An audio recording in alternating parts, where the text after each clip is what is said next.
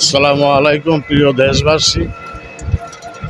সুন্নিয়তের রজ মাহফিলে গেলে ওরা পাঞ্জাতনের নিয়ে আল্লাহর ওলিদের নিয়ে ওয়াজ করে। কোনো আরেক বক্তা আসলে বলে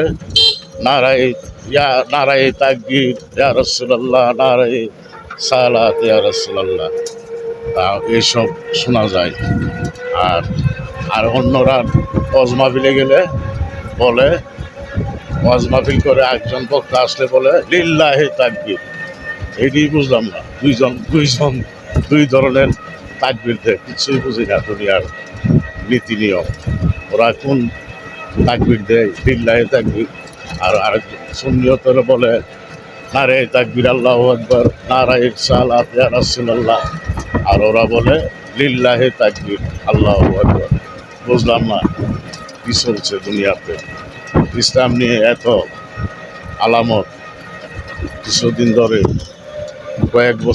কিছু বছর ধরে এই আলামত চলছে। আল্লাহ জানে এই দুনিয়াতে আরও জানে কি হয়। তো পাঞ্জাতন নিয়ে ওয়াজ মাহফিল করলে ভালো। পাক পাঞ্জাতন নিয়ে বাংলাদেশে আল্লাহর অলিগণ ইসলাম প্রচার করেছে। তো আল্লাহর অলিদের কাহিনী বললে মানুষ মানুষ ইসলামের প্রতি দরদ থাকবে। আল্লাহর ওলিরা ইসলাম প্রচার করেছে বাংলাদেশে। আর আমরা কোরআনের আয়াত পড়া, সূরা পড়া পড়লে কি আমরা সাধারণ জনগণ তো বুঝবো না কিছু।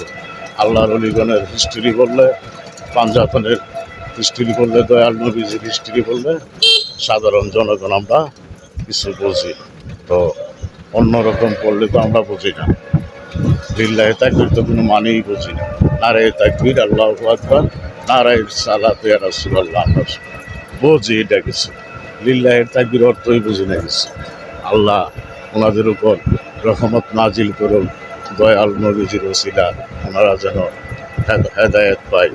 আসসালামু আলাইকুম।